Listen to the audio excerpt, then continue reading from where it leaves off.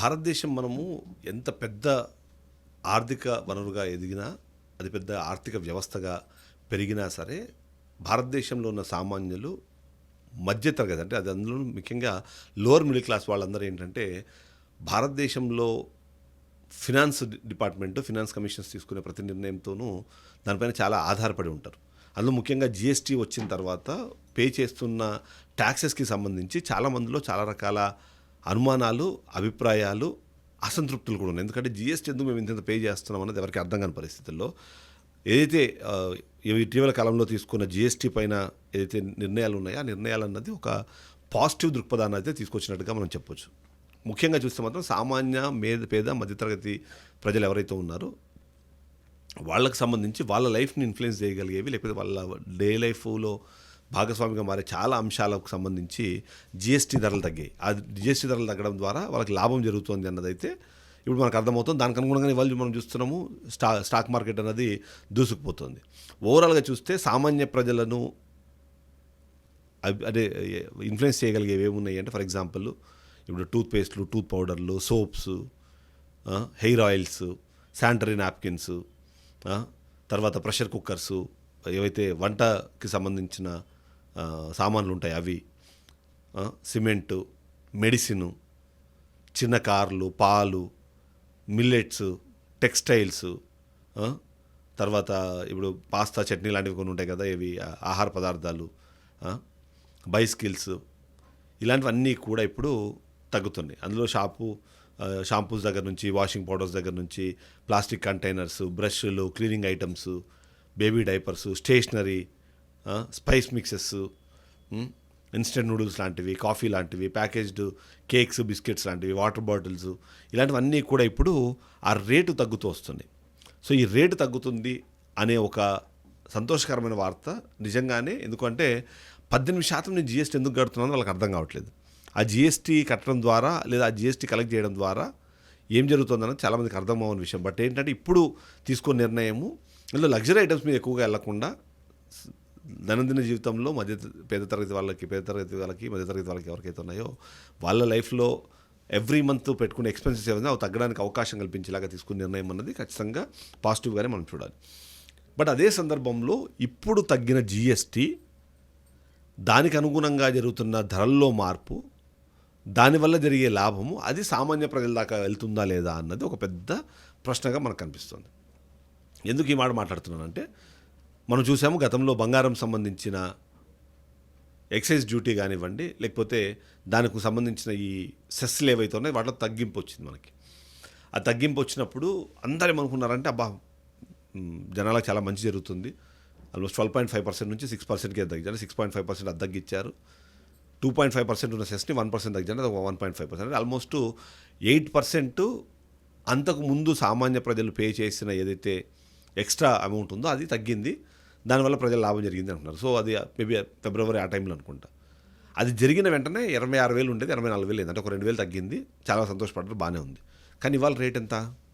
Gold rate అంటే ఆ తగ్గింది అన్న గోల్డ్ రేట్ ఏదైతే ఉందో, అంతర్జాతీయ పరిస్థితులు, డాలర్తో రూపాయి మారకం విలువ, ఇంటర్నేషనల్ లెవెల్లో ఉన్న రెసెషన్, ఇవన్నీ పాయింట్స్ని బేస్ చేసుకొని వివిధ కారణాలతో పెరిగింది రేట్. మళ్ళీ ఇవాళ ₹1,00,000 ఉంది. మళ్ళీ అంటే ఏంటి, మనం ఏదైతే తగ్గించామో అని అనుకున్నామో దాని ద్వారా ఇన్స్టెంట్గా తగ్గిన ఒక ₹2,000 అమౌంట్, ఆ తర్వాత జరిగే గ్లోబల్ రీజన్స్తో పెరిగిన రేట్లు అన్నవి ఆ లాభం వాళ్ళకి దొరికిందో వచ్చిందో లేదో తెలియని పరిస్థితిలోకి ప్రజలు వెళ్ళిపోయారన్నది ఇట్స్ అన్ యాక్సెప్టెడ్ ఫ్యాక్ట్. ఇప్పుడు ఇంకొక సమస్య ఏంటి, వీళ్ళు జీఎస్టీ తగ్గించారు, ఇప్పటికే మార్కెట్లో ఉన్న వాటికి సంబంధించిన జీఎస్టీ తగ్గిన వాటితో ఎంఆర్పీలు ఉంటాయా? లేదు. ఆ ఎంఆర్పీలు అన్నవి పాతవి ఉంటాయి. ఇవన్నీ వెళ్ళడానికి 2 నెలలు 3 నెలలు పట్టింది అనుకోండి. ఆ 2 నెలల్లో 3 నెలల్లో ఈ రిసెషన్ పేరుతోనో, గ్లోబల్ ఫార్ములాస్ పేరుతోనో ఆ రేటు పెద్దగా తగ్గకపోవచ్చు అన్న ఒపీనియన్ కూడా కొద్దిమందిలో ఉంది. అంటే జీఎస్టీ తగ్గుతుంది, కానీ అది ఎండ్ యూజర్ అయిన కస్టమర్ దగ్గరకు, కన్జ్యూమర్ దగ్గరకు వచ్చేటప్పటికి ఇంకో 2-3 నెలల టైం పడుతుంది. అంటే ఆల్రెడీ ఇప్పటికే మార్కెట్లో ఉన్న ఆ మొత్తం వెళ్ళాలి కాబట్టి ఇది స్టాక్ వెళ్ళిపోవాలి, ఆ స్టాక్ వెళ్ళిపోయి కొత్త స్టాక్ రావాలి. ఆ స్టాక్ వచ్చేలోపు వివిధ కారణాలు చూపించి వీళ్ళు మళ్ళీ రేట్లు పెంచేస్తారు, లేదా దాదాపుగా అవే రేట్లు పెరుగుతాయి. అంటే ప్రభుత్వానికి వచ్చే డబ్బులు అయితే తగ్గుతాయి, ఆ కంపెనీలకు లాభం జరుగుతుంది. బట్ ఏం జరుగుతుంది, సామాన్యులకు మాత్రం పెద్దగా లాభం ఉండకపోవచ్చు అన్న ఒక మాట అయితే వినిపిస్తుంది. బట్ ఏదేమైనా సరే కేంద్ర ప్రభుత్వం తీసుకున్న నిర్ణయము, ఈ నిర్ణయంకి అనుగుణంగా జరుగుతున్న పరిణామాలన్నీ చూస్తే మాత్రం ఖచ్చితంగా సామాన్య ప్రజలు, పేద మధ్యతరగతికి సంబంధించిన వాళ్ళ దానికి సంబంధించి రెగ్యులర్గా యూసేజ్ చేసే వస్తువులు అయితే తగ్గుతున్నాయి. ఇదే సందర్భంలో అసలు ఈ జీఎస్టీ అన్నది అవసరమా లేదా, ఈ జీఎస్టీ అన్నది ప్రపంచాలు ఎన్ని దేశాల్లో ఉంది, తద్వారా జరుగుతున్న లాభ నష్టాలు ఏంటి, ఇలాంటి కొన్ని డిస్కషన్స్ కూడా ఎప్పటికప్పుడు చేస్తూనే ఉంటారు. సరే, దీన్ని మొదటగా ప్రతిపాదించింది కాంగ్రెస్ పార్టీ అయినా దీన్ని పూర్తి స్థాయిలో అమల్లోకి తీసుకొచ్చింది, ప్రజల దగ్గర తీసుకొచ్చింది మాత్రం బీజేపీ, అంటే ఎన్డీఏ. సో ఈ పరిణామ క్రమంలో ఇప్పుడు జరుగుతున్న సిచ్యువేషన్స్లో జీఎస్టీ వల్ల నష్టం జరుగుతోంది. అందులో ముఖ్యంగా కొన్ని ఎగ్జాంపుల్స్ పెట్రోల్ లాంటివి చూస్తున్నారు. పెట్రోల్ లాంటి వస్తువుల్ని జీఎస్టీ పరిధిలోకి తీసుకొని వస్తే అక్కడ దాదాపుగా 40-40% ట్యాక్సెస్ పడుతున్నాయి వివిధ పేర్లతో. అది నిజంగానే జీఎస్టీ పరిధిలోకి తీసుకొచ్చి ఒక 18% మీరు జీఎస్టీ పెట్టినా సరే, లేదా ఒక 20% జీఎస్టీ పెట్టినా సరే, ఒక 20-25% సామాన్య ప్రజల దాంట్లో లాభం వచ్చే అవకాశం ఉంది. అలాంటి వాటిని ఎందుకు జీఎస్టీ పరిధిలోకి తీసుకురావట్లేదు అన్న ఒక ప్రశ్న అడుగుతూనే ఉంటారు, దానికి సమాధానం ఎక్కడ వినిపించదు. అంతేకాకుండా కేంద్రంకి రాష్ట్రాల మధ్యలో ఉన్న ఆ ఫెడరల్ సిస్టంలో జరిగే ట్యాక్స్ ఈక్వేషన్స్ ఏవైతే ఉన్నాయో అందులో ఏ మార్పులు జరిగినా సరే రాష్ట్రాలకు వచ్చే డబ్బుల్లో కేంద్ర ప్రభుత్వం ఏదైతే ఉందో ఆ కేంద్ర ప్రభుత్వము వాళ్ళకు అనుకూలంగా ఉన్న రాష్ట్రాలు, వాళ్ళ కూటమి అధికారంలో ఉన్న రాష్ట్రాలకి బీజేపీ ఏతర అధికారంలో ఉన్న రాష్ట్రాలకి మధ్యలో వివక్ష కనిపిస్తుంది, వివక్ష చూపిస్తుంది అన్నమాట వినిపిస్తూనే ఉంటుంది. సో అది ఒక డిస్కషన్ పాయింట్ అయ్యింది. సో ఏదేమైనా ఇప్పుడు జీఎస్టీలు తగ్గాయి, దానివల్ల ప్రజల లాభం జరుగుతుందని సంతోషపడాలా, ఫైనల్గా అది అంటే కార్యరూపం దాల్చేలోపు ఏదో పేరు చెప్పి రేట్లు పెంచి ఆ లాభాలని మళ్ళీ కంపెనీలే తీసేసుకుంటాయా, ఇది ఎవరికి అర్థం కాని విషయం. దీనికి ఒక చిన్న ఎగ్జాంపుల్ చెప్తుంటారు. అంటే ఈ ఆర్థికవేత్తలు కానివ్వండి, లేకపోతే సరే ప్రతిపక్షాలు అన్న విశ్లేషకులు అనే దానికన్నా బీజేపీని విమర్శించే విశ్లేషకులు చేసే పాయింట్ ఏంటంటే, రష్యాతో చమురు మనం కొనుక్కోవడం ద్వారా అమెరికాతో చెడవుతున్నాం. మళ్ళీ రష్యాతో కొనుక్కుంటున్న చమురు అంత తక్కువ రేటుకి వస్తే ఇప్పటికీ రేట్లు ఎందుకు తగ్గట్లేదు, ఎప్పటికప్పుడు రేట్లు ఎందుకు పెరుగుతున్నాయి, వాటి నియంత్రణ అన్నది కేంద్ర ప్రభుత్వం ఆధీనంలోకి ఎందుకు వెళ్ళట్లేదు, ఇప్పటికీ చమురు సంస్థలే వాటిని నిర్వహించుకునే అవకాశం ఎందుకు ఇస్తున్నారు.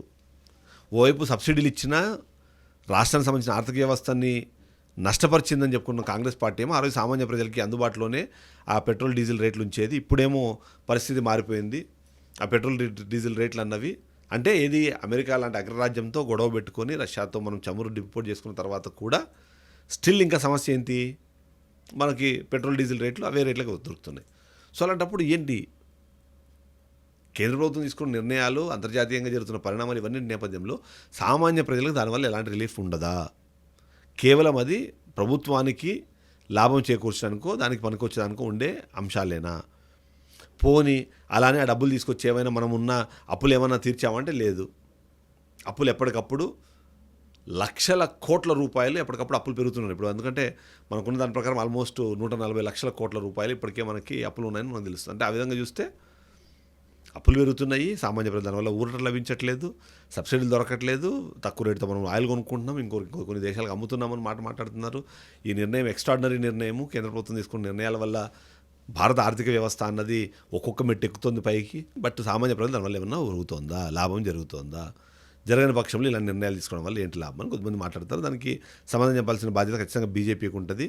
బట్ ఏదేమైనా ఇప్పుడు తగ్గిన జీఎస్టీ రేట్లకు సంబంధించిన లాభాలు కానివ్వండి, ఆ ప్రయోజనాలు కానివ్వండి, సామాన్య ప్రజలకు అందేలాగా చర్యలు తీసుకోవాల్సిన అవసరం ఇప్పుడు కేంద్ర ప్రభుత్వానికి ఉంది. దాన్ని ఫాలో అవ్వాల్సిన బాధ్యత ఆ కంపెనీలకు అలాగే రాష్ట్ర ప్రభుత్వాలకు కూడా ఉన్నాయని మనం చెప్పాలి.